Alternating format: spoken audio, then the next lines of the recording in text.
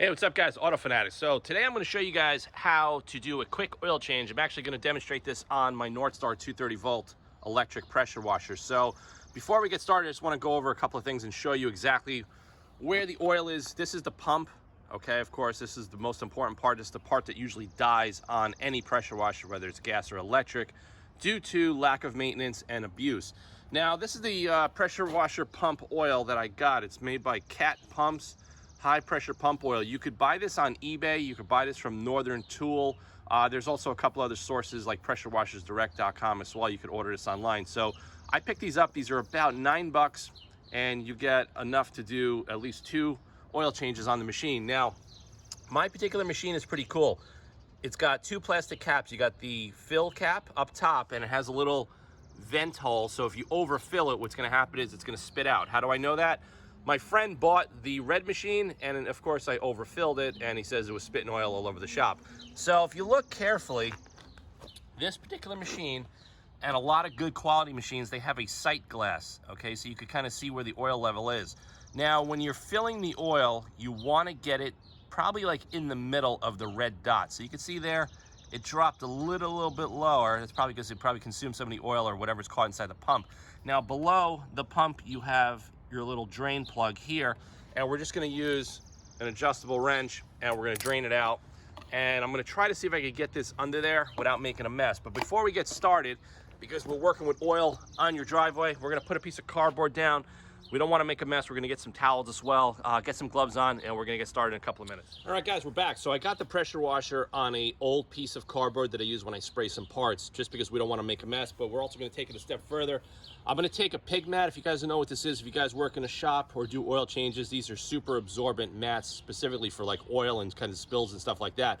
So I'm going to put the pig mat underneath here. I actually got 2 layers of it, just because I don't want to make too much of a mess.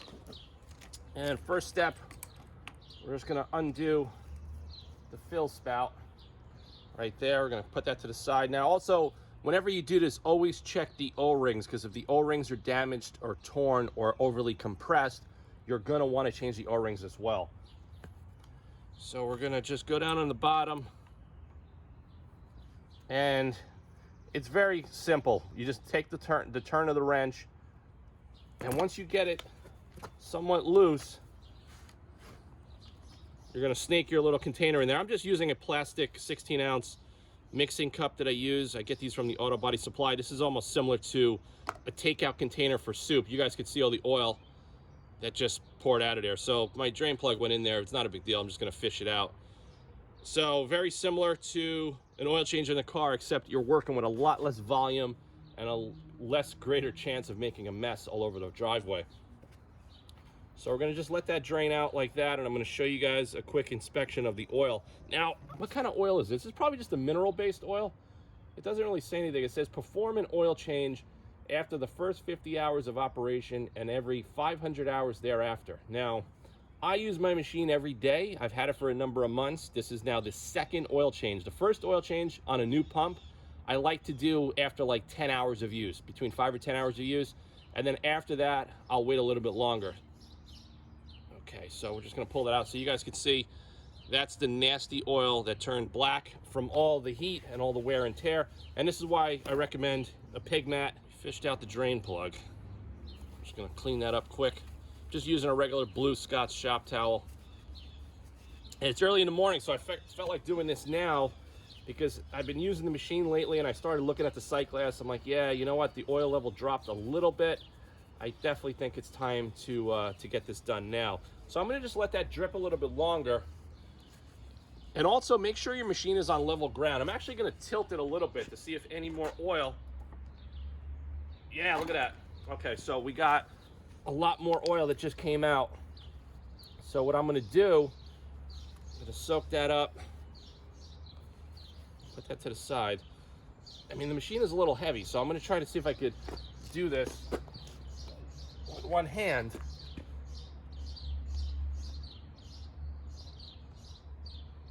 Okay, that's giving a much better drain because it's pushing all the old oil towards the front of the pump, towards the drain spout. Yeah, this machine's pretty heavy. It's not easy to do with one hand, but Okay, so that's that. So if you look here, let me see how many ounces we got. Well, it looks like it's between 8 and 10 ounces of oil was removed from this machine from the last oil change. Okay, so we did pretty good. We didn't get anything on the driveway. We got the cardboard, we got the pig mat. Now we're gonna go and screw this thing back on. And also, I forgot, let's make sure. Yep, the O-ring looks good. You don't want to kill these. That's what a lot of guys will do. Even when working on motorcycles, they'll over torque some stuff, and once you damage that O-ring, you're gonna have a big issue. So if you look carefully, let me try to get the camera a little bit closer. So you can see the sight glass, it still has a little bit of oil towards the front, but most of it is drained out. Now, as far as trying to get the rest of that out, let me see. Let's take this cap off again. I'm gonna get up and tilt the machine. Okay, wow, you really gotta tilt it. So that's probably the last drops that we gotta get out. Okay, before you make a mess, soak it up. Now the sight glass is practically empty. I'll screw that on.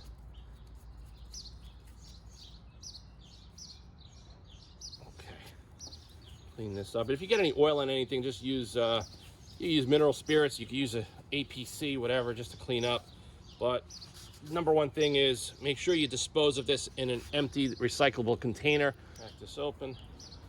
So like I said, you're going to want to go slow. I remember when I did the oil change in the red one before I sold it, I wasn't paying much attention. I was distracted and I overfilled it.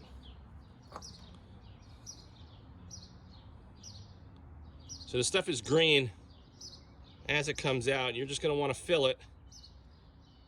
Now you also could empty out what you removed from the pump and refill your drain container to the same capacity if you're a little concerned about that. Like if you don't have a sight glass, that's what I would recommend, is to use a container that has gradients on it.